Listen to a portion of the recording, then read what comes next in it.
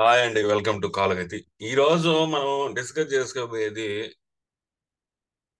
శివుని యొక్క తత్వం, శివరాత్రి ప్రాముఖ్యత, శివునికి శనికి ఉండే దగ్గర పోలికలు, ఏం చేస్తారు వీళ్ళిద్దరు అనేది మనము డిస్కస్ చేసుకుందాం ఆస్ట్రాలజికల్ వ్యూ. సో శివరాత్రి మీ అందరికి తెలిసింది కదే. ఒకసారి విష్ణువు బ్రహ్మ నేను గొప్ప అంటే నేను గొప్ప అని కొట్టుకుంటూ ఉన్నారు. కొట్టుకుంటూ ఉంటే అప్పుడు వాళ్ళిద్దరి మధ్యలో ఒక పెద్ద లింగము ఆకృతి ఎ, నిలబడింది ఇద్దరి మధ్యలో. కాస్మిక్ పిల్లర్ అంటారు అదండి. ఆ లింగాకృతిని కాస్మిక్ పిల్లర్ అంటారు. పిల్లర్ అంటే ఏం చేస్తుందమ్మా? పిల్లర్ అంటే ఏంది? ఇప్పుడు బిల్డింగ్ కి పిల్లర్స్ వేస్తాం. ఎందుకు వేస్తాము?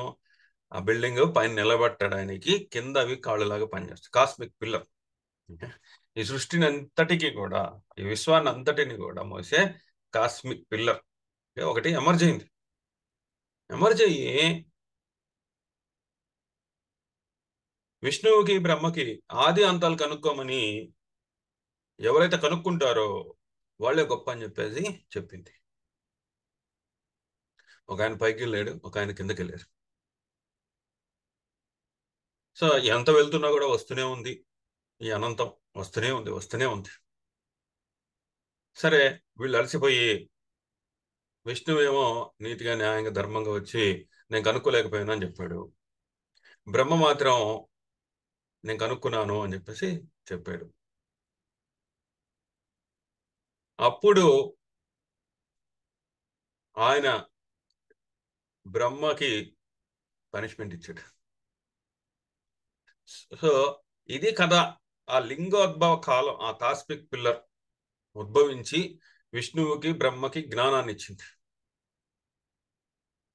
ఈ విశ్వాన్ని మోసే శక్తి అది. ఆ లింగోద్భవ కాలం ఈరోజు అర్ధరాత్రి. కాస్మిక్ ఎనర్జీ అనేది రేడియేట్ అవుతుంది. ఒక్కసారిగా అప్సర్జ్ అవుతుంది, పైకి లేస్తుంది. విశ్వంలో ఉండే ఆ పాజిటివ్ ఎనర్జీ ఏదైతే ఉంటుందో, మూలాధారం ఏదైతే ఉంటుందో, అది ఎమర్జ్ అయ్యే రోజు అనమాట. అందుకని ఆ పర్వదినాన్ని ఆ లింగోద్భవ కాలం అంటారు. అర్ధరాత్రి జరుగుతుంది. సో దానికోసం మనందరం కూడా ఉపవాసాలు ఉంటూ, జాగరణలు చేస్తూ ఆయన కోసం ఎదురు చూస్తూ ఉంటాం. సో ఈ విధంగా శివరాత్రి అనేది వచ్చింది. శివుడికి ఎందుకింత పాపులారిటీ? ఏ దేవుడికి లేనంత పాపులారిటీ ఆయనకి. మీరు నీట్గా స్నానం చేసి, ఓకే, పూలు పెట్టి ఇట్లాంటివి ఏం అవసరం లేదు. జస్ట్ మీకు ఎప్పుడు ఆయన మీరు తలుచుకుంటే జస్ట్ విభూతి రాసుకొని, స్నానం చేయకపోయినా పర్వాలేదు, విభూతి పూసుకొని వెళ్ళిపోయి ఓం నమ శివాయ అనుకుంటే ఆయన ఓకే, యాక్సెప్టెంట్. ఆయనకి మీరు వినాయకుడు పెట్టినట్టు కుడుములు, బొబ్బట్లు, ఓకే, ఇట్లాంటి నైవేద్యాలు ఏం అవసరం లేదు. ఆయన మీద కొద్దిగా నీళ్లు పోస్తే చాలు. సో వెరీ ఈజీ గాడ్ అనమాట, స్మూత్. మనం ఎంత ఆడంబరాలు ఏముండవు.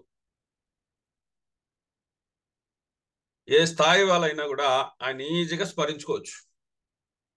ఏ స్థాయిలో ఉండేవాళ్ళైనా కూడా, వాళ్ళ గొప్పోళ్ళ పేదవాళ్ళ ఎవరైనా కూడా శుచి శుభ్రత ఇవి కూడా ఏమో అవసరం లేదు. సో వాళ్ళ తాహతకి తగ్గట్టు ఎలాగైనా కూడా వాళ్ళకి వాళ్ళ పూజలు అందుకుంటాడు. రెస్ట్రిక్షన్స్ ఏం లేవు. భక్తికి రెస్ట్రిక్షన్స్ లేవు అని చెప్పే ఒక ఆయన దేవుళ్ళు.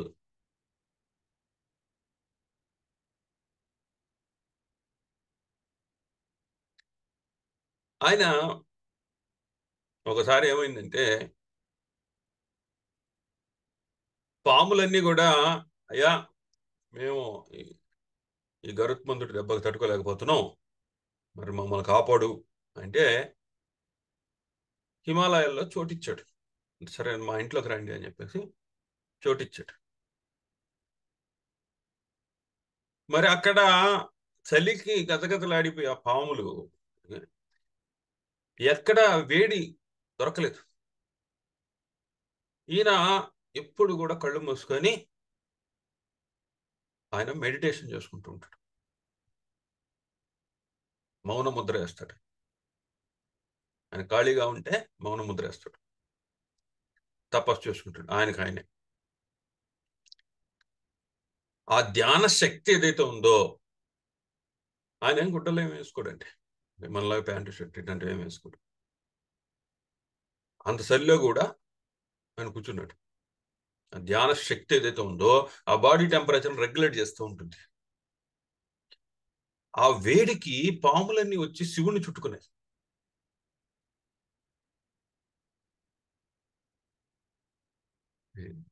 సో పాములు అంటే మనం ఎగిరి గంతేసి ఆవిడ దూరంకి వెళ్ళిపోతాం. పాములు అంటే భయపడతాం, ఫుల్గా భయపడిపోతాం. అలాంటి పాముల్నే కంట్రోల్ చేసిన ఆయన.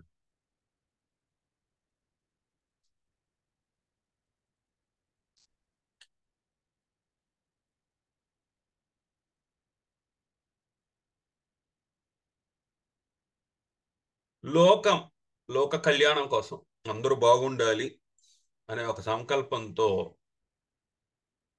ఆయన సముద్ర మదనంలో వచ్చిన విషాన్ని గొంతులోనే ఆపేశాడు.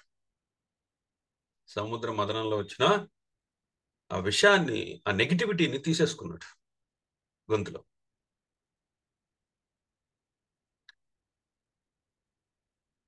ఎంత ఇబ్బంది ఉంటుందండి విషాన్ని తాగితే. ఎంత ఇబ్బందిగా ఉంటుంది, చాలా కష్టంగా ఉంటుంది.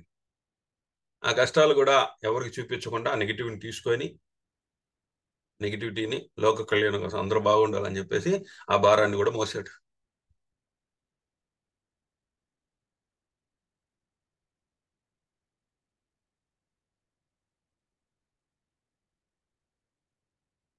అలాంటి భక్తవత్సలుడు భక్త కన్నప్ప. చూడండి ఎటువంటి పూజ చేశాడు ఆయన. భక్త కన్నప్ప ఉదాహరణ చెప్తున్నా. ఆటవిక వేటగాడు ఆయన. భక్త కన్నప్ప పరమ భక్తుడు శివుడికి. ఆయనకు తాహత తగ్గట్టు ఒకరోజు జింకను వేటాడి, జింక మాంసంతో మన చక్కగా బిర్యానీ వండి అది ఒక ఆకులో పెట్టుకొని, అయ్యా తిను అని చెప్పేసి ప్రేమగా పిలిచాడు.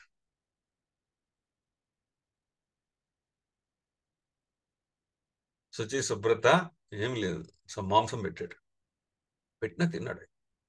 ఎందుకంటే అక్కడ భక్తి ప్రేమ అనేది ముఖ్యం. ఆ ప్రేమతో సమర్పించింది ఏదైనా అమృతం అయిపోతుంది. ఆయన చేయగలుగుతాడు, అట్లాంటి కెపాసిటీ ఉందండి. మీరు ఏదైనా పెట్టండి, భక్తితో ప్రేమతో శివయ్య అని పిలిస్తే వస్తాడు. భక్త కన్నప్ప ఏం చేశాడు, శివయ్య ఒక కంటిలోంచి ఒక దార కారుతా ఉంది, కన్నీరు కారుతుంటే ఒక కన్ను తీసి ఆయనకు పెట్టాడు. రెండో కంట్లోంచి కన్నీటి దార కారింది. ఈయన ఈయన ఆలోచించాడు భక్త కన్నప్ప, రెండో కన్ను తీసేస్తే నేను ఎక్కడ పెట్టాలో నాకు తెలియదు కదా అని చెప్పి కాలు ఎత్తి ఆయన నెత్తి దగ్గర పెట్టాడు, కంటి దగ్గర. ఏ దేవుడైనా ఊరుకుంటాడండి కాలు ఎత్తి పెడితే? ఆ రెండో కన్ను పెరికి కరెక్ట్ గా ఆ బటన్ వేల దగ్గర తీసుకుపోయి పెట్టాడు.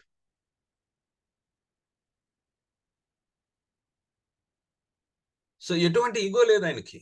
నువ్వు ప్రేమ భక్తి అనేది చూపిస్తే అది ఎటువంటి ప్రాసెస్ అయినా కూడా తీసుకుంటాడు.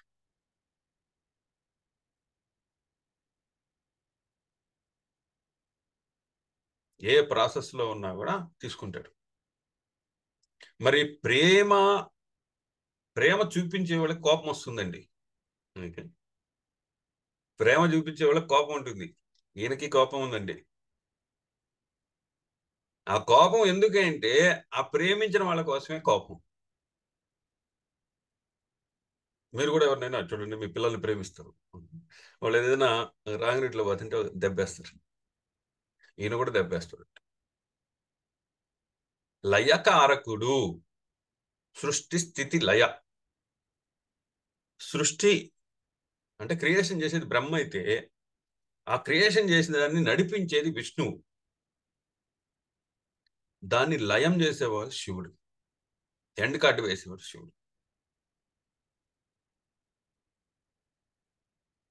మీకు నగలు కావాలన్నా, ఓకే, భూములు కావాలన్నా, మిద్దెలు కావాలన్నా, కార్లు కావాలన్నా, ఫిక్స్డ్ డిపాజిట్లు కావాలన్నా అన్ని పోయి విష్ణువుని అడగండి. ఈయన ఎవడు? ఈయన ఇచ్చేది ఏంది? మోక్షం, లిబరేషన్. కత్తిరిచ్చేస్తాడు అంతే. లయం, లయకారకుడు. ఇదేంటండి చంపేసి ఆయన్ని నేను దేవుడు ఏందండి? చంపడం కాదండి, ఈ సినిమా నుంచి మిమ్మల్ని బయటకు తీస్తాడు, ఈ నాటకంలోంచే బయటికి లాగుతాడు, నిజమైన జ్ఞానాన్ని ఇస్తాడు, ఈ మాయా ప్రపంచం నుంచి మిమ్మల్ని బయటేస్తాడు. లిబరేషన్.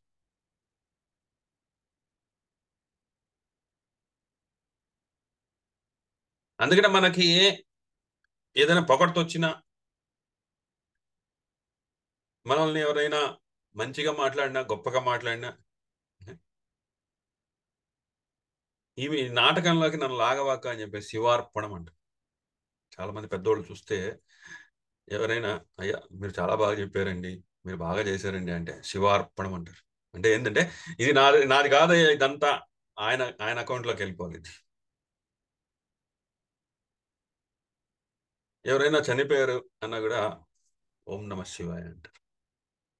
ఎందుకంటే ఆయన ఆయన చూసుకుంటాడు లేండి, ఈ నాటకం అయిపోయింది, నెక్స్ట్ ఆయన చూసుకుంటాడు లేండి, ఏం ప్రాబ్లం లేదు, మీరేం బాధపడలేదు.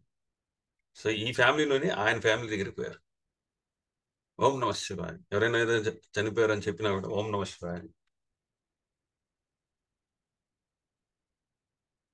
ఈ నాటకం నుంచి బయటేస్తాడు, ఈ డ్రామా నుంచి. మీరు ఏదైతే అనుకుంటున్నారో, నా ఫ్యామిలీ, నా పిల్లలు, నా హస్బెండ్, నా వైఫ్, ఇలా ఏదైతే అనుకుంటున్నారో, మళ్ళీ నెక్స్ట్ జన్మలో వేరే ఫ్యామిలీ ఉంటుంది, వేరే ఉద్యోగం ఉంటుంది. సో ఇది సిరీస్ అనమాట. మీకు ఇది ఇది తెలియదు నిజం, అదే అట్లానే జరుగుతూ ఉంటుంది. సో దీని నుంచి బయట ఏమని ఆయన మాత్రమే అడగాలి, ఈ నాటకం నుంచి బయట. ఇంకా నన్ను తిట్టుకునే వాళ్ళు ఉండరు, నన్ను పొగిడే వాళ్ళు ఉంటారు, సుఖం ఉండదు, దుఃఖం ఉండదు, దీని నుంచి బయటేసే నన్ను. త్ర్యంబకం యజామహే సుగంధిం పుష్టివర్ధనం ఉర్వారుకమివ బంధనాత్ మృత్యోర్మోక్షీయమామృతాత్. త్ర్యంబకం యజామహే. 3 కన్నులుండ వ్యక్తి, సుగంధిం పుష్టివర్ధనం, సుగంధ వాసనలు కొడుతుంటాయంట, చాలా బలంగా ఉంటాడంట మనిషి. పుష్టివర్ధనం. ఉర్వారుకమివ బంధనాత్. ఏ విధంగా అయితే దోసకాయి ఆ తీగ నుంచి ఒక తొడిమి వేసుకొని ఎలా వస్తుందో, అది పండినాక ఆ తొడిమిని వదిలేస్తుందో, ఆ విధంగా నాకు ఎటువంటి ప్రాబ్లం లేకుండా ముక్తిని ప్రసాదించ చంపేసే అంటున్నారు. అది ఆయన ఇస్తాడు, మీకు ఎటువంటి ప్రాబ్లం లేకుండా ముక్తిని ఇస్తాడు.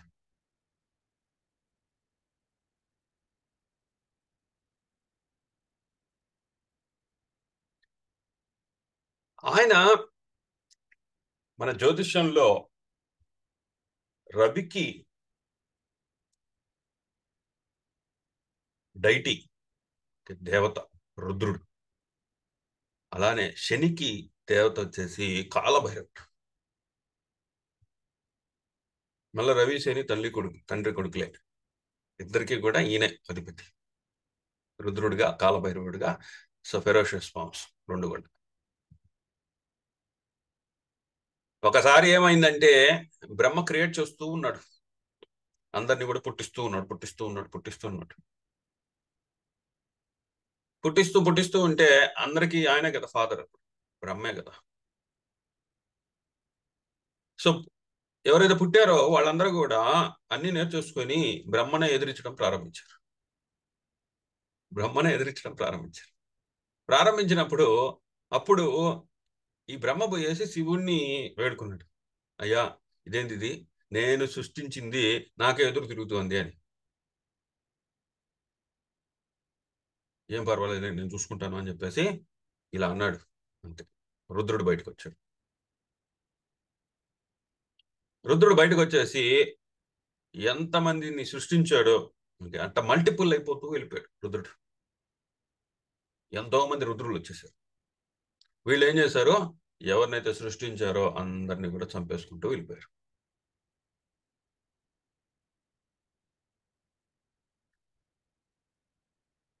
ఆ విధంగా బ్రహ్మకు సహాయం చేశాడు ఆయన రుద్రుడిగా, కాలభైరవుడిగా. కాలం అంటే టైం, దాన్ని అధీనంలో తీసుకున్నాడు ఆయన. కాలాన్ని అధీనంలోకి తీసుకున్నాడు కాలభైరవుడు. టైం అండ్ స్పేస్ ని అధీనంలోకి తీసుకున్నాడు. అంటే సృష్టికి మొత్తం విశ్వానికి అధిపతి అయ్యాడు.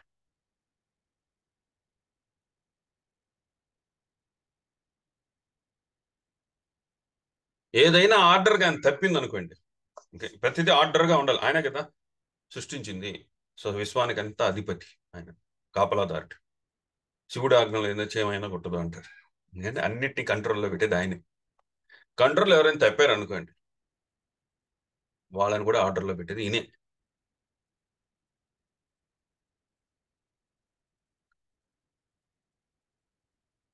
శనేశ్వరుడు కూడా ఇదే చేస్తాడు. కాలభైరవుడు అధిపతి ఆయన, శనికి అధిపతి ఎవరు? కాలభైరవుడు. శని కూడా ఇదే చేస్తాడు.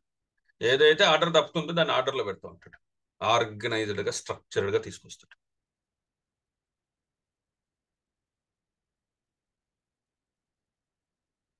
జలంధ్రుడు అనే ఒక రాక్షసుడు ఉండేవాడు. జలంధ్రుడు. శివుడు మూడో కన్ను తెరిచి మన్మధుడు భస్మం చేసేసి, ఆ దృష్టి ఏదైతే ఉందో సముద్రంలో పడిందంట. తర్వాత సముద్రంలో పడితే సో పెద్ద సౌండ్ వచ్చిందంట, ఢామ్ అని. దేవతలందరూ పోయి సముద్రాన్ని అడిగారంట, ఏమైందయ్యా, ఏంది ఇంత సౌండ్ వచ్చింది అని. ఆ శివుడి యొక్క మూడో కన్ను ఒక్క సెకండ్ పడిందంట అక్కడ. సో అది విస్ఫోటనం జరిగింది. ఆ విస్ఫోటనం ఒక బాలుడిగా మారింది. జలంలో పుట్టాడు కాబట్టి జలంధ్రుడు అయ్యాడు. శివుడి అంశతో పుట్టాడు జలంధ్రుడు. Full heroism జలంధ్రుడిది. శివుడు అంశతో పుట్టాడు కదా. హీరోయిజం ఎట్లయిపోయింది అంటే శివుణ్ణే ఎదిరించేంత హీరోయిజం అయిపోయింది. శివుణ్ణే ఎదిరించే హీరోయిజం అయిపోయింది. అప్పుడు ఈయన ఏం చేశాడు, అందరినీ ఓడించేశాడు జలంధ్రుడు. ఇంద్రుడు, విష్ణువు అందరినీ ఓడించేశాడు. A to Z దేవతలందరినీ ఓడించేశాడు. ఇంకెవరు లేరు అనమాట. అప్పుడు అందరు శివుణ్ణి వేడుకుంటే శివుడు వచ్చాడు యుద్ధంలోకి. ఆ జలంధ్రుడితో పోరాడాడు. పోరాడి చంపాడు. హీరోయిజం అనేది ఆర్డర్ తప్పకూడదు. ఆర్డర్ తప్పితే కంట్రోల్లో పెడతాడు. సో హీరోయిజానికి సింబల్ కుజుడు. కుజుడు హీరోయిక్ గా ప్రవర్తిస్తాడు. మొండితనం, పట్టుదల, పంతాలు, కోపాలు ఇవన్నీ చూపిస్తుంటాడు. శనితో ఎప్పుడైతే కలుస్తాడో ఆ హీరోయిజం అంతా కూడా ఆర్గనైజ్డ్ గా రావాలి, స్ట్రక్చర్డ్ గా రావాలి. నీ ఇష్ట ప్రకారం వెళ్తే కంట్రోల్ చేస్తాడు శని. ఆ హీరోయిజం ఇష్ట ప్రకారం వెళ్ళకూడదు జలంధర్లా. ఒక ఆర్గనైజ్డ్ గా, స్ట్రక్చర్డ్ గా అందరికి పనికొచ్చే విధంగా ఉండాలి కానీ సో స్వార్థానికి వెళ్ళకూడదు. సో ఎప్పుడైతే కుజుడు శనితో కలుస్తాడో మొండితనం, పట్టుదల, పంతాలు, కోపాలు, హీరోయిజం ఒక ఆర్గనైజ్డ్ గా వెళ్ళాలి, ఒక స్ట్రక్చర్డ్ గా వెళ్ళాలి, గోడ కట్టినట్టు వెళ్ళాలి. అది శని తీసుకొస్తాడు దాన్ని.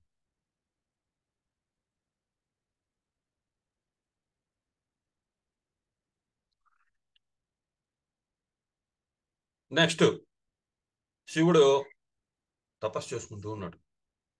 భీకరమైన తపస్సు చేసుకుంటూ ఉన్నాడు. మెడిటేషన్ లో ఉన్నాడు, యోగ ముద్రలో ఉన్నాడు. ఈయన ఇప్పుడల్లా లేవళ్ళైనా అని చెప్పేసి రాక్షసులందరూ కూడా దేవతల మీద దండెత్తారు. సో దేవతలందరూ శివుడి దగ్గరకు వచ్చారు. శివుడేమో యోగ నిద్రలో ఉన్నాడు, మెడిటేషన్ లెవెల్లో ఉన్నాడు. డిస్టర్బ్ చేస్తే ఆయన కోపం వస్తుంది. మరి ఏం చేయాలి? లాస్ట్కి మన్మధుడిని పట్టుకొచ్చారు. మన్మధుడు ఏం చేస్తాడు, అన్ని సెక్షువల్ డిజైర్స్ ని పైకి లేపుతాడు. Romantic nature. ఈయన వస్తేనే ఆయన కదలుతాడు అని చెప్పేసి మన్మధుడిని పిలిచాడు. ఈయన తెలుసుకోవాలి కదా, ఆయన సంగతి ఏదో తెలుసుకోవాలి కదా ఈయన. వాళ్ళు ఎవరో పిలిచారని వచ్చేసాడు. నీ అంతటి యోధుడు లేడు, గొప్పోడు లేడు, నువ్వు ఎవరికైనా కూడా చలిమంటలు రాజేస్తావు అని చెప్పి ఆయన్ని బాగా పొగిడి ఈయన మీదకి పంపించాడు. ఈయన గురించి తెలుసుకోవాలి కదా, ఈయన తెలుసుకోవాలా. కన్ను మిన్నుగా అనలా, మన్మథ బాణాలన్నీ వేసేసాడు. శివుడి మీదకి. ఒక్కసారిగా ఆయన కోపం వచ్చింది. మూడో కన్ను తెరిచి మన్మధుడిని భస్మం చేసేసారు. మటాష్.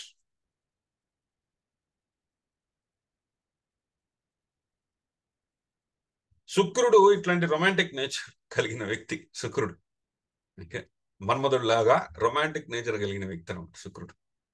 సుఖము, సంతోషము, ఆనందం, ఆస్వాదించడం, భోగం, ఇట్లాంటివన్నీ కూడా శుక్రుడి యొక్క ఇదనమాట. ఎప్పుడైతే శనితో కలుస్తాడో శుక్రుడు,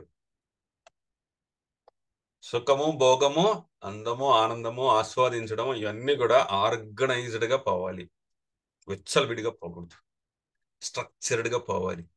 నీతి, న్యాయం, ధర్మం అనేది పాటించాలి. శుక్రుడిని కూడా కంట్రోల్లో పెట్టేస్తాడు. నీ ఇష్ట ప్రకారం నువ్వు ప్రవర్తించకూడదయ్యా అని చెప్పి ఏ విధంగా అయితే మన్మధుడిని భస్మం చేశాడో శుక్రుడిని ఆ విధంగా ఈయన పట్టేస్తాడు శని. చూడండి శివుడికి శనికి ఎంత దగ్గర పోలికలు ఉన్నాయి.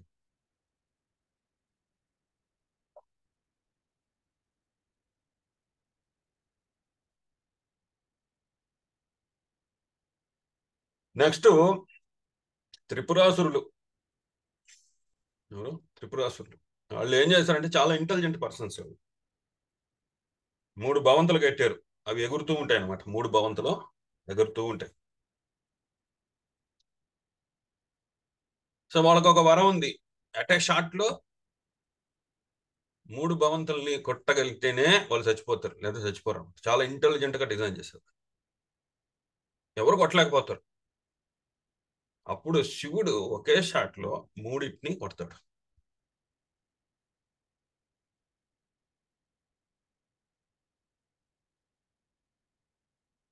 మన జాతకంలో బుధుడు ఇంటెలిజెన్స్ కి అధిపతి, తెలివితేటలకి అధిపతి. ఎప్పుడైతే బుధుడితో శని కలుస్తాడో ప్రతిదీ ఆర్గనైజ్డ్ గా స్ట్రక్చర్ గా ఉండి తెలివితేటలు నీ ఇవన్నీ కూడా ఒక ఆర్గనైజ్డ్ గా స్ట్రక్చర్డ్ గా ఉండాలి. ఇష్ట ప్రకారం నువ్వు మాట్లాడకూడదు. ఇష్ట ప్రకారం నువ్వు తెలివితేటలు చూపించకూడదు. ఆ తెలివితేటలు ఏవైతే ఉన్నాయో, ఆ మాటలు ఏవైతే ఉన్నాయో, ఆ చాకచక్యం, ఆ ఉపాయాలు ఏవైతే ఉన్నాయో అవన్నీ కూడా స్వార్థానికి వెళ్ళకూడదు. స్వార్థానికి వెళ్తే ఆయన వస్తాడు, వచ్చి దాన్ని ఆర్గనైజ్డ్ గా స్ట్రక్చర్డ్ గా పెడతాడు.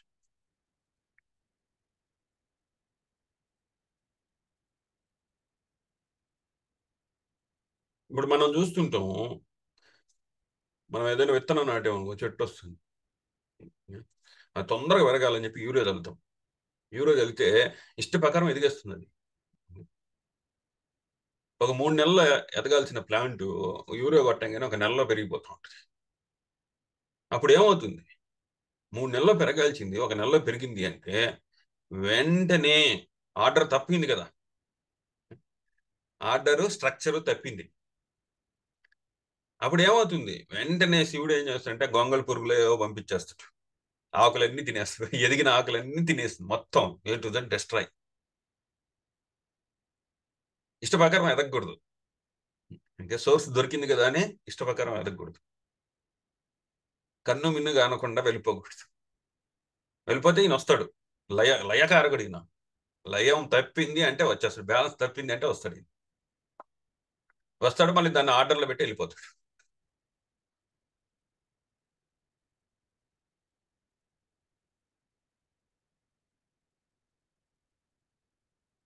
భగీరథుడు తపస్సు చేస్తే ఇది వాళ్ళ పూర్వీకుల కోసం మోక్షాన్ని ఇవ్వడానికి గంగని తీసుకురావాలి. స్వర్గలోకంలో ఉండే గంగని.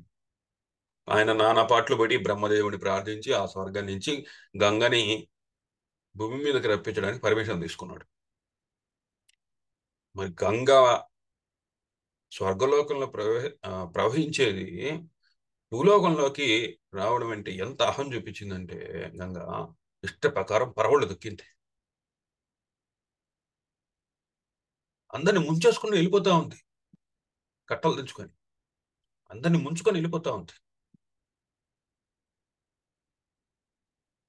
మనస్సు తుళ్ళుతూ ఉంది గంగకి. ఎగిరిగిరి పడుతూ ఉంది మనస్సు. అప్పుడు భగీరథుడు శివుణ్ణి ప్రార్థించాడు. అయ్యా ఏంటిది, ఈ విధంగా తీసుకొస్తే భూమి ముంచేసేటట్టుంది గంగా, హెల్ప్ చేయ అని చెప్పేసి అడిగాడు. వెంటనే బ్యాలెన్స్ తప్పుతోంది కదా, వచ్చేస్తాడు. వచ్చేసి ఆయన జటాజూటాలు ఇట్లా పైకి ఎత్తి ఆ గంగని మొత్తాన్ని కూడా చుట్టేశాడు, చుట్టేసి బంధించేశాడు.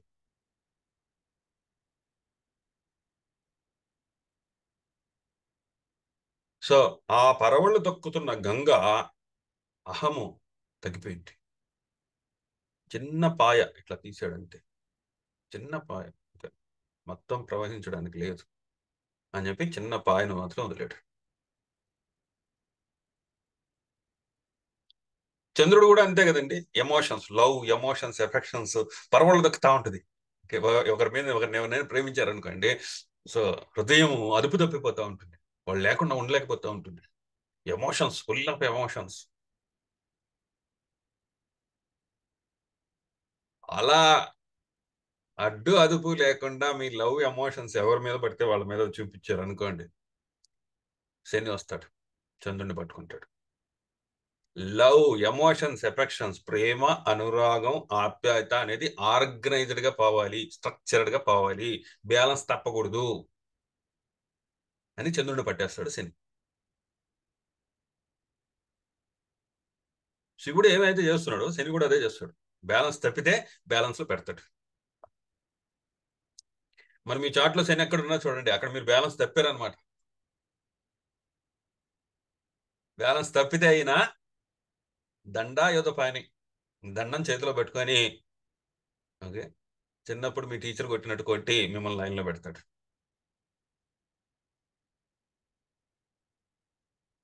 ఆ విధంగా గంగని ఒడిసిపెట్టాడు ఆయన.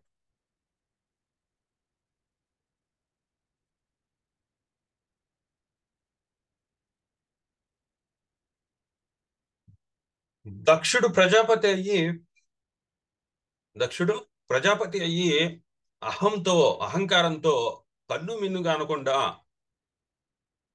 ఏందయ్యా నువ్వు మొండి మొలలతో నువ్వేం దేవుడివి అని చెప్పేసి హింకరించాడు. కపాలాలు వేసుకొని తిరుగుతూ ఉంటావు, సన్యాసివి, గంగిరెద్దు మీద తిరుగుతావు, కొద్ది కూడా నీట్నెస్ లేదు, అగ్లీ ఫెలో అని చెప్పి తిట్టాడు.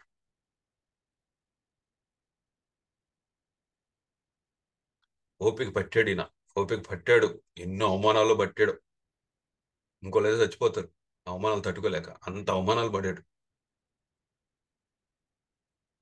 లాస్ట్కి ఏం చేశాడు, అసలుకే అంటే దక్షుడికి టాప్ లెవెల్కి వెళ్ళిపోయాడు ఈయన. దక్షుడు అహంలో నేను ఎవరినైనా ఓడిచ్చేస్తాను అనే స్థాయికి వెళ్ళిపోయాడు. ఆయన ఏం చేశాడు, వీరభద్రుడి రూపంలో వచ్చేసాడు. దొరికిన వాళ్ళు దొరికినట్టు నరికేశాడు. ఒకళ్ళకి కళ్ళు తీసేశాడు, ఒకళ్ళకి ముక్కు కోసేసాడు, ఒకళ్ళకి చెవులు తీసేసాడు, ఒకళ్ళకి కాళ్ళు నరికేశాడు.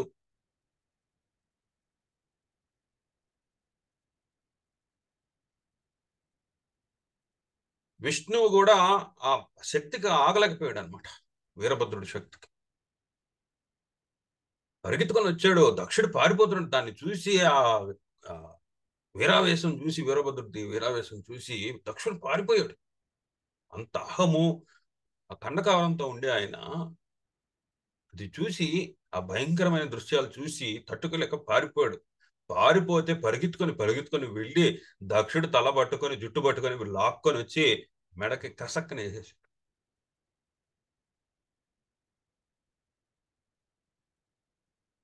అంటే అహం అనేది విచ్చలవిడిగా ఎదగకూడదు. అహం అనేది ఏదో సాధించేసాం అనగానే, అంటే ఫస్ట్ సినిమా హిట్ కొట్టంగానే అహాన్ని చూపించకూడదండి. మనలో మన జీవితాల్లో కూడా విజయాలు వస్తూ ఉంటాయి. ఆ విజయాలు వచ్చాయి కదా అని చెప్పేసి నా అంతటోడు లేడు అని విర్రవీగకూడదు. అప్పుడు వస్తాడు ఈయన.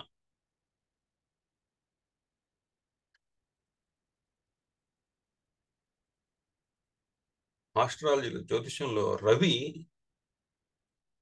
అహానికి, గౌరవానికి, మర్యాద, అథారిటీ, బాసిజం చూపించే గుణాలు ఉన్నాయి.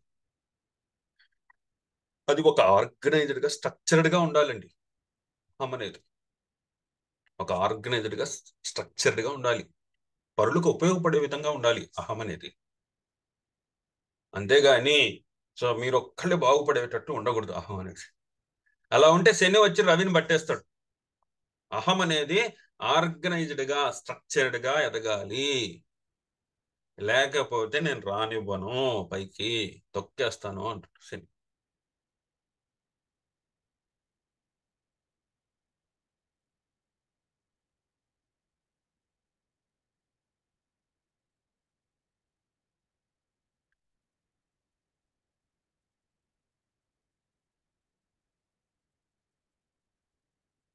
ఇంకో కథ, గజాసురుడు అనే ఒక ఆయన ఉండేవాడు. గజాసురుడు ఈయనేం చేశాడు? గజాసురుడు ఏనుగు రూపాన్ని ధరించి శివుని మీదకి దాడి చేశాడు. శివ గణాల్లో ఒకరిని చంపాడు. ఈయనకి వేదాలు ఇవన్నీ కూడా బాగా వచ్చు. గజాసురుడు ఏనుగు అనమాట. ఈయనకి జ్ఞానం, సంపూర్ణమైన జ్ఞానం ఉంది. అలాంటి గజాసురుణ్ణి చంపి చర్మం ఒలిచి ఆ ఏనుగు చర్మాన్ని తన వస్త్రంగా కట్టేసుకున్నాడు. ఏనుగు చర్మాన్ని వస్త్రంగా కట్టేసుకున్నాడు.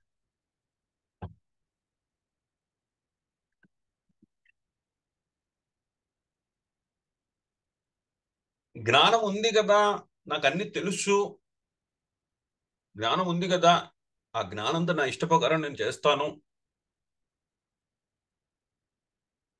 అని చెప్పి గజాసురుడు జ్ఞానంతో విర్రవీగాడు. ఈయనకి మళ్ళీ సపోర్ట్ అంధకాసుడు. ఆ కథ కూడా వస్తుంది, నెక్స్ట్ చెప్తా.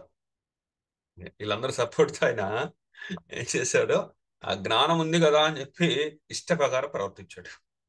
బ్రాహ్మణులు, వేదాలని, వీటిలన్నింటినీ కూడా ఆయన బాగా నేర్చుకొని, వాళ్ళందరి దగ్గర నేర్చుకొని ఆ జ్ఞానంతో శివ ఘనాల్ని ఎదిరించడం అనేది చేశాడు. ఈయన వచ్చి కొట్టేసి చర్మం చీల్చి ఆ చర్మాన్ని నడుము కట్టుకొని హ్యాపీగా. జ్ఞానం అనేది కూడా ఇష్ట ప్రకారం వెళ్ళకూడదు, ఒక ఆర్గనైజ్డ్ గా, స్ట్రక్చర్డ్ గా ఉండాలి. జ్ఞానం ఉంది కదా, నాలెడ్జ్ ఉంది కదా అని చెప్పేసి ఇష్ట ప్రకారం వెళ్ళిపోకూడదు. ఆ జ్ఞానంతో నలుగురికి ఉపయోగపడాలి. What is right, what is wrong అని మీరు తెలుసుకుంటే సరిపోదు, అందరికి చెప్పాలి. This is right, this is wrong అని చెప్పాలి. గమ్ముగా ఉండకూడదు. భీష్ముడు అందుకనే కదా, గమ్ముగా ఉండబట్టే కదా రాష్ట్ర చచ్చిపోయాడు ఆయన. బాణాలన్నీ గుచ్చుకొని 4 రోజులు అంతసేపు. ఆయనకి what is right, what is wrong తెలుసు, ఆయన చెప్పాల భీష్ముడు. సో ఎప్పుడైతే గజాసుడి జ్ఞానం పక్కదోవ పట్టిందో, దాన్ని ఒక ఆర్గనైజ్డ్ గా, స్ట్రక్చర్ గా తీసుకురావడానికి ఆయన చంపేశాడు. జ్యోతిష్యంలో గురువు జ్ఞానానికి అధిపతి. జ్ఞానాన్ని ఇచ్చేవాడు నాలెడ్జబుల్ పర్సన్. జ్ఞానం ఎట్టంటే పోకూడదు. జ్ఞానం ఉంది కదా అని చెప్పేసి ఎట్టంటే వెళ్ళకూడదు. జ్ఞానం కూడా ఆర్గనైజ్డ్ గా, స్ట్రక్చర్డ్ గా వెళ్ళాలి. అందుకోసం శని వచ్చి గురువుతో కలుస్తాడు. గురువుతో కలిసి జ్ఞానం అనేది ఆర్గనైజ్డ్ గా, స్ట్రక్చర్డ్ గా ఉంటేనే వదులుతాను, లేకపోతే వదలను.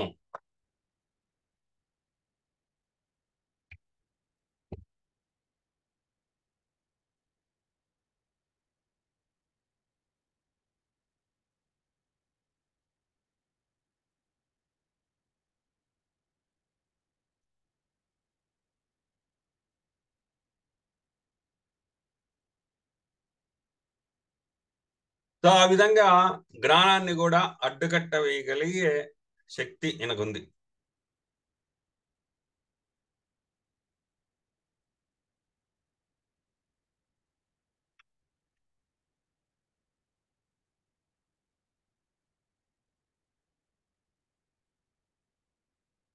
నెక్స్ట్ ఇంకో కథ, దుందుబి నరదుడు. దుందుబి నిర్హద అనే ఒక రాక్షసుడు ఉండేవాడు. ఈయన మాయలు ఉపయోగించడం, మాయలు ఉపయోగిస్తూ దేవతల్ని సులభంగా జయించే మార్గాలు కలిగి ఉన్నాడు. ఆ విధంగా షార్ట్ కట్స్ లో వెళ్ళి దేవతలందరినీ కూడా సంహరిస్తూ వచ్చాడు దుందుబీరద ఆయన. ఒకే ఒక్క బౌ గుద్దాడు అనమాట, చనిపోయాడు. సో మీరు టాక్టిక్స్ ఉండొచ్చు, మాయలు ఉండొచ్చు, ఇల్యూషన్స్ ఉండొచ్చు, కానీ అవన్నీ కూడా దేనికోసం చేయాలి? లోక కళ్యాణం పర్పస్ కోసమే చేయాలి. అంతేగాని మీరు మాత్రమే బాగుపడడానికి ఈ మాయలు గీల మంత్రాలు ఇవన్నీ ఉపయోగించకూడదు. జ్యోతిష్యంలో రాహు కూడా అంతే, ప్రతిదీ షార్ట్ కట్లో వెళ్ళిపోవాలని చూస్తాడు. అలాంటి ఆయన్ని కూడా ఆర్గనైజ్డ్ గా స్ట్రక్చర్డ్ గా పెట్టగలిగే శక్తి శనికి ఉంది. శని రాహులు కలిస్తే ఆ ఇల్యూషన్స్, ఇమాజినేషన్స్, షార్ట్ కట్స్ ఇవన్నీ కూడా ఒక ఆర్గనైజ్డ్ గా స్ట్రక్చర్డ్ గా ఒక దారిలో పెట్టే పని శని చేస్తాడు.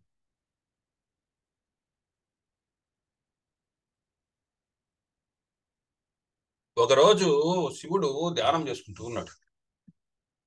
ధ్యానం చేసుకుంటుంటే ఆ రోజు పార్వతి మంచి ప్లేఫుల్ మూడ్ లో ఉన్నారు, మంచిగా ఆడుకుంటున్నారు. వచ్చి మొగుడు పిల్లలంటే ఆడుకుంటారు కదండి, ఇట్లా చెయ్యి అడ్డం పెట్టింది కళ్ళకి, నేను ఎవరో కనుక్కొని చూద్దాం అన్నట్టు. ఆమె తెలియదు పాపం, ఈయన కళ్ళు మూసుకున్నా కూడా లోకాన్ని అంతా చూస్తూ ఉంటాడు, లోకం అంతా బ్యాలన్స్డ్ గా ఉందా లేదా అని చెప్పేసి చూస్తూ ఉంటాడు. ఒక్క నిమిషం అండి, ఒక్క సెకండ్ అట్ట మూసింది పాపం భర్తతో ఆడుకునేదంట. అల్లకల్లోలం అయిపోయింది మొత్తం, బ్యాలెన్స్ అంతా కూడా ఇదైపోయింది.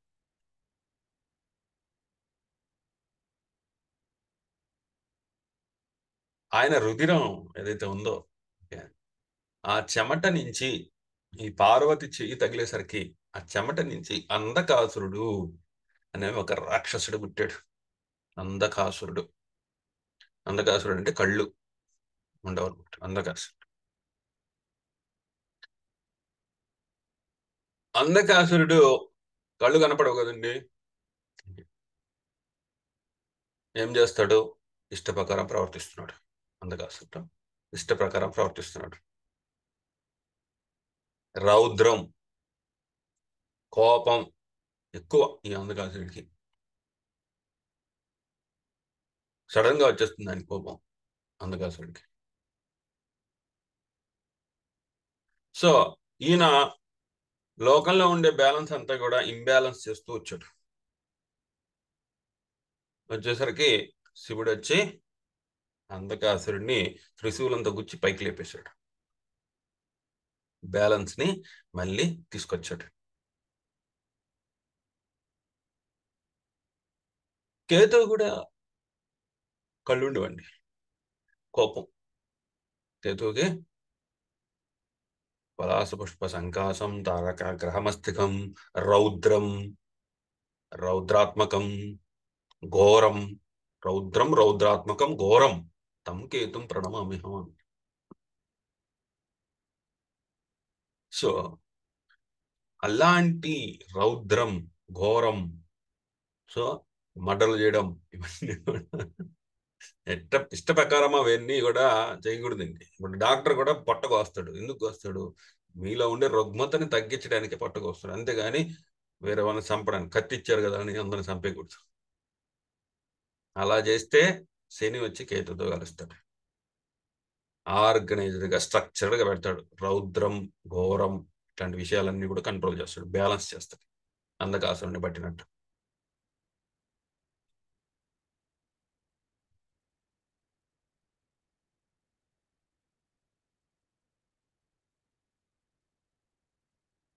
లోకంలో ఆది యోగిన, first yogi, the person who became the yogi, first యోగిన సనక మహా ఋషులు. అలాంటి గొప్ప వాళ్ళకి దక్షిణామూర్తిగా మారి జ్ఞానాన్ని ప్రసాదించాడు. వాళ్ళకి ఏదో సబ్జెక్ట్ అర్థం కాల. ఏం సార్ ఇది ఇంత కన్ఫ్యూజింగ్ గా ఉంది అని అడిగారు. రండి బాబు అని చెప్పి పిలిచి వాళ్ళకి ఆ రహస్యం అంతా జ్ఞానబోధగా ఇచ్చాడు దక్షిణామూర్తిగా మారి. ఆయన కంటే మించిన జ్ఞానం ఎవరి దగ్గర ఉండదండి. చాలా మందికి ఆయన జ్ఞానాన్ని ఇచ్చాడు. హనుమంతుడికి ఇచ్చాడు,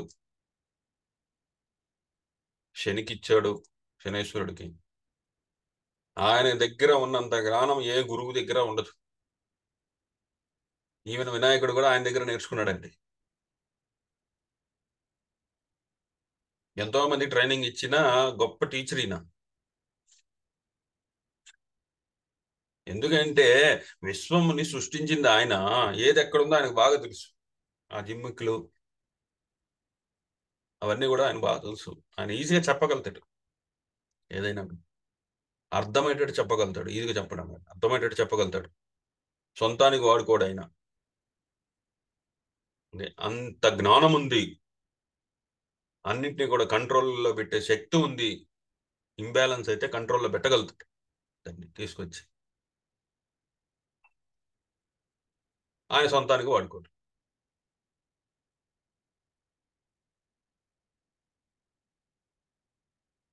అలాంటి వాళ్ళని యోగ్య అనకుండా ఇంకేమంటారండి? శక్తి ఉన్నా కూడా నలుగురిని రక్షించడానికే నేను ఉపయోగిస్తాను, నా కోసం నేను వాడను. ఓకే, నాకు హీరోయిజం ఉంది కదా అని చెప్పేసి నేను ఇష్ట ప్రకారం నేను చేయను. అది అవసరము అనుకుంటేనే బయటకు వస్తా. బయటకు వచ్చి నా హీరోయిజం చూపిస్తాను అంటున్నాడు.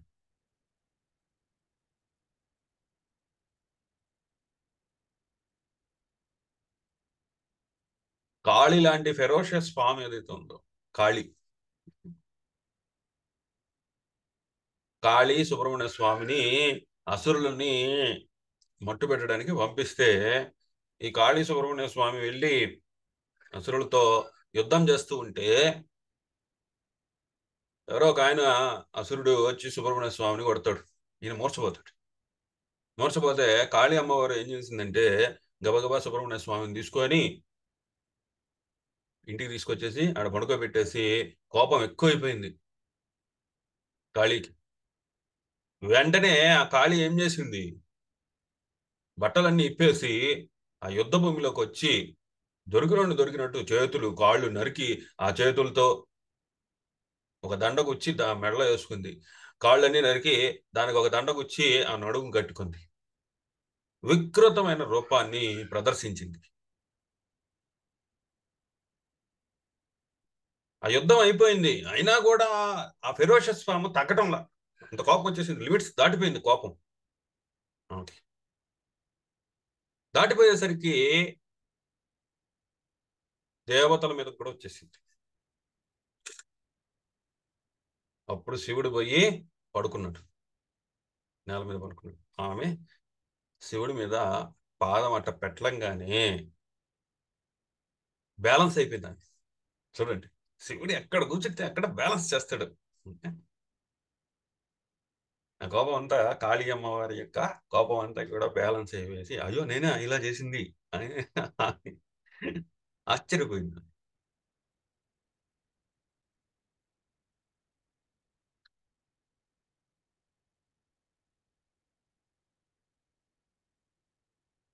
అట్లాంటి జ్ఞాన సంపన్నుడు దేన్నైనా బ్యాలెన్స్, లయం అంటే బ్యాలెన్స్. ఏదైతే లయం తప్పుతోందో దాన్ని మళ్ళీ బ్యాలెన్స్ లోకి తీసుకొచ్చా ఆయన. ఆయన 12 గంటలకు వస్తున్నాడండి. ఇప్పుడు ఎంత 9 అవుతుంది, 8:50. 12 గంటలకి లింగోద్భవంగా వస్తున్నాడు, ఎమర్జ్ అవుతున్నాడు కాస్మిక్ పిల్లర్ లాగా. విశ్వాన్ని అంతా కూడా బ్యాలెన్స్ చేస్తాడు అనమాట. అలాంటి బ్యాలెన్స్ అయ్యే టైం ఇది. బ్యాలెన్స్ చేసే టైము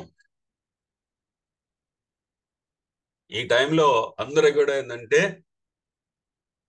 శివగణాలన్నీ కూడా వస్తాయి. శివుడు వస్తున్నాడంటే శివగణాలు వస్తాయి కదండి. మరి వాళ్ళు వస్తారంటే అంత మాస్ మసాలా సాంగ్స్ ఉంటాయి ఫుల్గా. అంత డ్రమ్స్ బీటింగ్, అది మా స్మూత్ మ్యూజిక్ ఉండదు, రొమాంటిక్ మ్యూజిక్ ఉండదు. అంతా కూడా అంత కేజీఎఫ్ సలారు ఆ టైప్ ఆఫ్ మ్యూజిక్ ఉంటుంది. పాటలు వింటుంటేనే రోమాలు నిక్కబడుచుకుంటూ ఉంటాయి. రుద్రం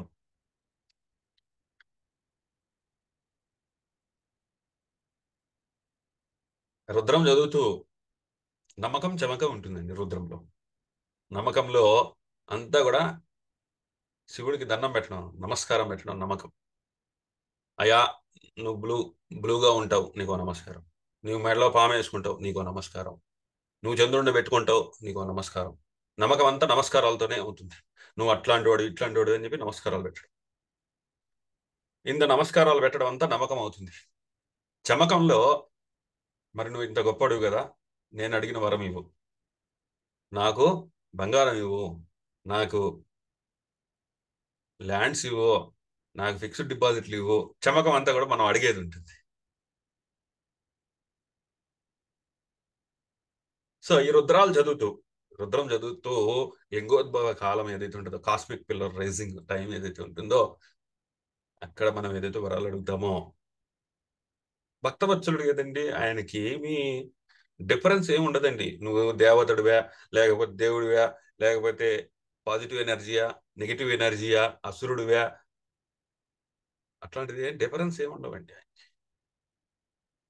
ఎవరికైనా కూడా వరం ఇస్తాడు, భక్తితో ప్రేమతో పిలిస్తే, ఆర్గనైజ్డ్ గా స్ట్రక్చర్డ్ గా నువ్వు అడిగితే. స్వార్థానికి వెళ్ళిపోకూడదు మళ్ళీ, ఆయనకి నచ్చదండి. భక్తవత్సలుడు పిలవంగానే వచ్చేసే, వెంటనే వచ్చేసే ఆయన శివుడే, లోకాన్నంతా చూసుకుంటూ ఉంటాడు. లేకపోతే అడవుల్లో ఉండే చెట్లకు ఎవరండి నీళ్లు పోసేది? ఎక్కడో మారుమూల పుట్టల్లో ఉండే చీమలకు ఎవరండి ఆహారం పెట్టేది?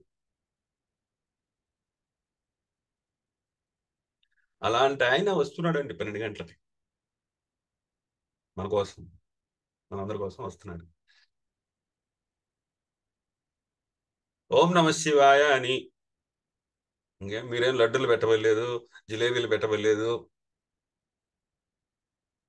నైవేద్యాలుగా ఇంకేం పెట్టవలేదు. జస్ట్ ఒక గ్లాసుడు నీళ్లు పోసి విభూది చల్లి మారేడాకు మారేడాకు ఎడితే ఎంతో సంతోషంతో పొంగిపోతాడు ఆయన.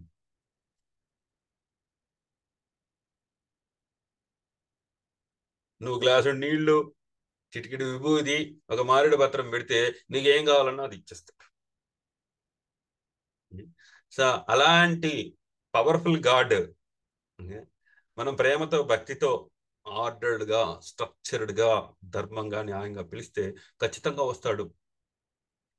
మార్కండేయుడు పిలిచాడు కదండి, వచ్చాడు కదా. ఎగ్జాంపుల్ చెప్తున్నా మీకు. 12 ఏళ్ళకే ఆయన చనిపోవాలి మార్కండేయుడు. అట్లాంటి వరం ఉంది, పవర్ఫుల్ వరము వాళ్ళ అమ్మ నాన్నకి. 12 ఏళ్ళకే చనిపోయి ఉత్తమమైన బాలుడిని ప్రసాదిస్తాను అని చెప్తే వాళ్ళు వరం కోరుకుంటారు. Okay,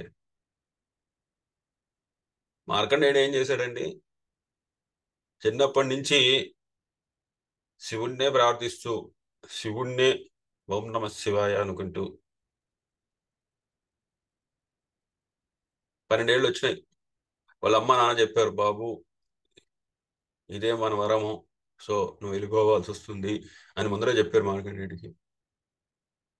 మార్కండేయుడికి full confidence. ఎందుకంటే ఏదేమైనా కానీ, సృష్టి తలకిందులైనా ఏదైనా ఎట్లయినా రాని, నాకు శివయ్య ఉన్నాడు, ఆయన కాపాడుతాడు అని చెప్పేసి పరిగెత్తుకుంటూ వెళ్ళి శివలింగాన్ని హగ్ చేసుకున్నాడు, వాటేసుకున్నాడు, ఇట్లా గట్టిగా పట్టుకున్నాడు. యముడు వచ్చాడు. యముడు వచ్చి రామర్యాదగా అన్నాడు మార్కండేయుడు, ఓం నమ శివాయ, ఓం నమ శివాయ అని ప్రార్థిస్తూనే ఉన్నాడు. ఈయన ఆ యమ పాశం తీసి ఇసిరేశాడండి. ఆయన కర్మగాలి మార్కండేయుడి మీద పడాల్సిన యమపాశం శివలింగం మీద పడిందండి. చూడండి పాపం, ఆయన వెంటనే వచ్చేసాడండి. ప్రేమించిన వాళ్ళని రక్షించడానికి ఆగమేఘాల మీద వచ్చేసాడు. శూలం ఎత్తి దించేస్తానన్నాడు యముడికి. గజ గజ వణికిపోయాడు యముడు. అయ్యా, నువ్వు ఇచ్చిన డ్యూటీ నేను చేస్తున్నా, నేనేం క్రియేటివిటీ చూపించడం లేదు. నువ్వు ఏదైతే డ్యూటీ ఇచ్చావో అదే చేస్తున్నా, నువ్వు చెప్పిందే చేస్తున్నా, నేను కొత్తగా ఏం చేయటం లేదు. కొద్దిగా ఆగు, నీ కోపం తగ్గించుకో, నువ్వే నాకు ఇచ్చింది ఈ డ్యూటీ అన్నాడు. పిల్లవాడిని ఏడిపిస్తావు నువ్వు అని చెప్పి పైకి వచ్చాడు సోలం ఎత్తుకొని. నువ్వేం చెప్తే అది చేస్తాను స్వామి, నువ్వు తగ్గు, నేను వెళ్ళిపోతాను కావాలంటే అని వెళ్ళిపోయాడు ఆయన.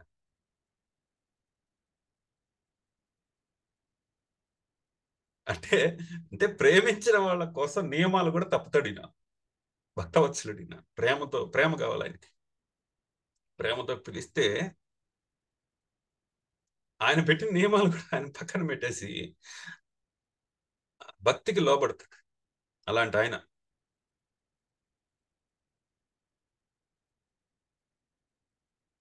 అలాంటి ఆయన ఈ శివరాత్రి రోజు కాస్మిక్ పిల్లర్ గా ఉద్భవిస్తున్నాడు. అందరికీ కూడా మూలాధారంగా ఈ విశ్వాన్ని మోయడానికి ఆయన ఉద్భవించాడు ఆ విధంగా. సో ఈ విధంగా మనం శివరాత్రి శివుని యొక్క ప్రాముఖ్యత అనేది మనం తెలుసుకొని శివుడు ఏం ప్రసాదిస్తాడో అర్థం చేసుకొని ఈ నాటకం, ఈ జంజాటం ఇవన్నీ వదిలేయాలనుకుంటే శివుని ప్రార్థించుంటే మోక్షాన్ని ఇస్తాడు.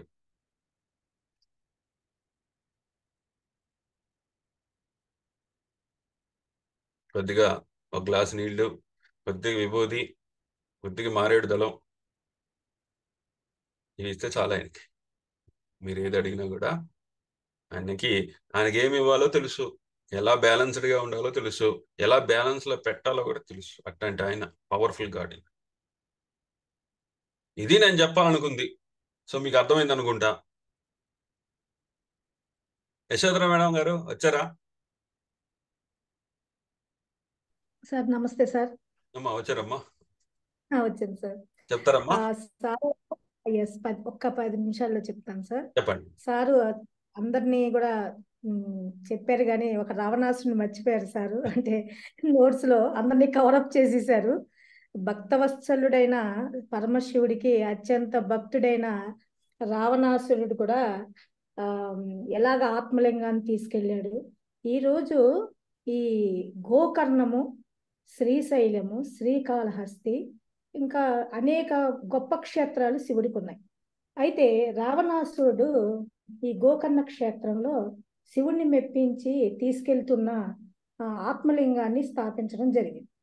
ఆ కథని ఈ రోజున కొంచెం క్లుప్తంగా చెప్పి, అంటే ఆయన చాలా గొప్ప భక్తుడు, ఆయన కూడా బ్రాహ్మణుడు. ఇప్పుడు సార్ ఇందాక చెప్పినట్టుగా ఎప్పుడైతే అహంకారం ఎప్పుడైతే హద్దులు దాటుతుందో అప్పుడే మనము ఈ ఇతర గ్రహాలు కానీ మనకు భగవంతుడు కానీ కృపగా ఉండకుండా పోతుంది. రావణాసురుడు తల్లి కైకసి, ఆవిడ మట్టి శివలింగాన్ని రోజు పూజించేది. అయితే ఈ రావణాసురుడు ఈ నవగ్రహాలను కూడా బంధించాడని, ఆ శనిని కూడా బంధించగలిగాడని చెప్పి రావణాసుడు యొక్క గొప్పతనంలో నవగ్రహాలు కూడా బంధించేశాడు, సకల దేవతలను కూడా బంధించిన అంత గొప్ప ధీరుడైన. అయితే ఈ ఇంత గొప్పగా ఉన్న ఇతనికి వాళ్ళ అమ్మగారు ఇలాగ మట్టితో చేయడం అనేది ఒక రోజు చూసి, అమ్మ నువ్వు ఇలాగా రోజు మట్టితో చేసుకోవడం ఏంటి, నేను ఇంత మన ఇంట్లో నవగ్రహాలు, లక్ష్మీదేవి, సకల దేవతలు మన దగ్గరే ఉన్నారు కదా, నువ్వు ఇలా చేయడం నాకు నచ్చలేదు, నేను వెళ్ళి కైలాసానికి వెళ్ళి కైలాస పర్వతాన్ని పెకిలించుకొని వస్తానని చెప్పడం జరిగింది. రావణాసురుడు తన బాహుబలాన్ని ఉపయోగించి రజత చలం, అంటే ఈ శివుడు ఉన్న ఈ కైలాసం అంతా కూడా ఒక వెండి పర్వతంలా ఉంటుంది. దాన్ని పెకిలించాలని చూశాడు అతను.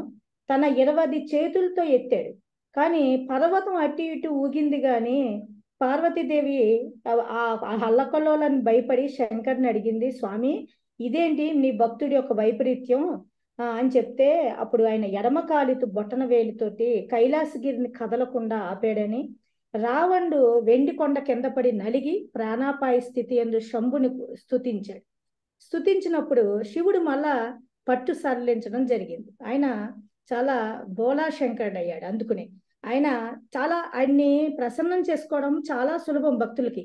కాబట్టి రావణాసురుడు స్వామివారిని ఇలాగా ఈ విధంగా అనేక రకాలుగా స్తుతించాడు. తర్వాత రావణ బ్రహ్మ దశరథుడు ఈయనకి 10 కంఠాలు ఉన్నాయి. ఈయనకి ఆ 10 కంఠాలతోటి అన్ని రకాలుగా అంతా గానం చేశాడు. ఆయన తన ప్రేవులు కూడా చీల్చేసి వీణాతంత్రులుగా చేసి శిరమును ఖండించి కాయంగా అంటే శరీరంగా చేసుకుని వీణారావమును తన కంఠమును కూడా మేళవించి శివభక్తి గేయాలని అత్యంత మనోహరంగా గానం చేశాడు.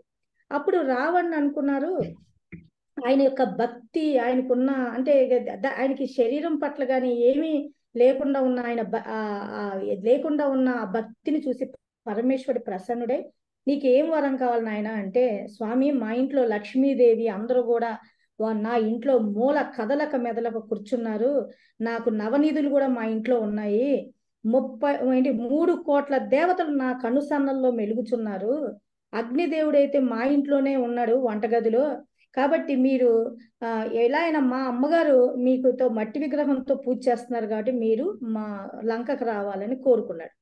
అప్పుడు ఆయన స్వామివారు అన్నారు, నాయన నేను రావడం అంటే కైలాసంతో శుద్ధ మా పార్వతి మొత్తం ఈ భూతగణం అంతా కూడా రావాలని కోరుకున్నాడు.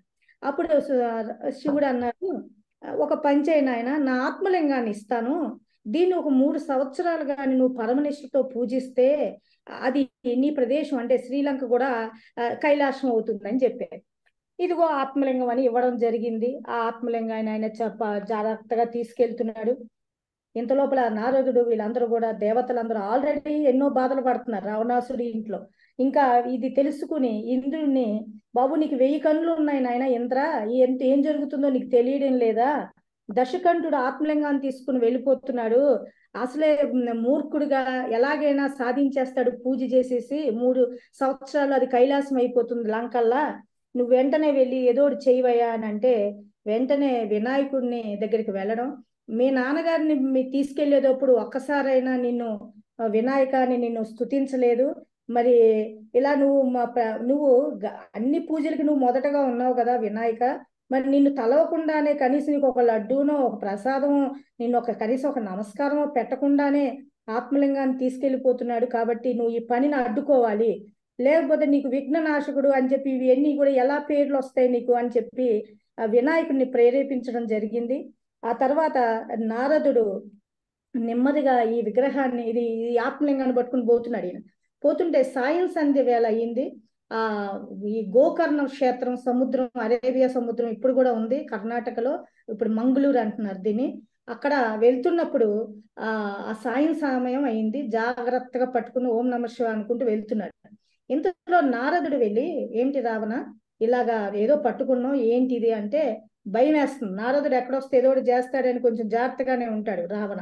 అయితే అప్పుడు చెప్తారు, ఇది ఆత్మలింగం నేను ఇచ్చారు, నేను జాగ్రత్తగా తీసుకెళ్తాను. అయ్యో ఇలా సాయం సంధ్య సమయం అయింది, మరి ఇప్పుడు పూర్వం ఏంటంటే బ్రాహ్మలు 3 సంధ్య వారు సూర్యుడికి ఆర్జ్యం ఇవ్వడం, సంధ్యా వందనం చేయడం ఇవన్నీ చేస్తుంటారు.